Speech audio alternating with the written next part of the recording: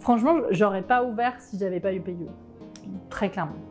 Et je pense même encore aujourd'hui sur nos projets de développement, la deuxième c'est pareil, on a eu un prêt en quasi fonds propres qui nous a vraiment aidé alors que le démarrage de la deuxième boutique a été compliqué. Si j'avais eu derrière des investisseurs avec une rentabilité, j'aurais pas pu tenir.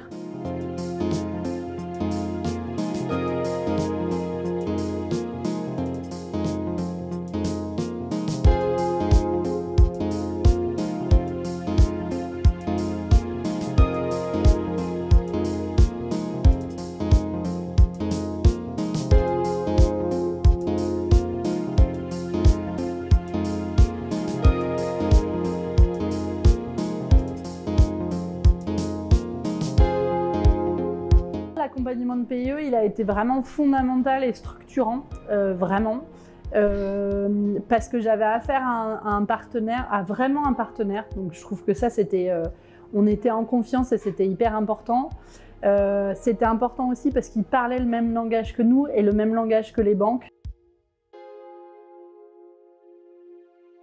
Je me souviens très bien de mon consultant parce qu'on est devenus amis et que je sais ce qu'il fait. Il est parti chez un entrepreneur et il fait un truc super.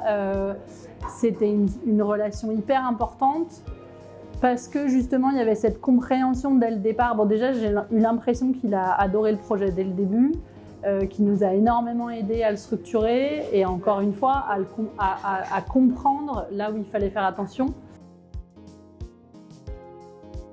On tient plutôt bien. On a, grâce à PIE, au fonds résilience, on a une très bonne trésor, donc ça c'est bon. On a aussi eu des aides, que ce soit de l'État, de fondations. On espère quand même que 2021 sera un peu plus calme parce que c'est très désorganisant et donc ça sollicite beaucoup les équipes qui ont été hyper motivées, hyper présentes. Mais on aimerait bien un peu de stabilité et voilà, juste des clients qui viennent et qui consomment et qui sont heureux de pouvoir profiter de nos places assises et plus de masques. Je pense que le plus gros défi pour moi, je trouve que c'est de durer et de durer en gardant la qualité, en gardant l'envie, en gardant une équipe qui tourne forcément et qui reste motivée. On vient d'ouvrir une école de boulangerie inclusive donc pour former des personnes en dessous de niveau CAP.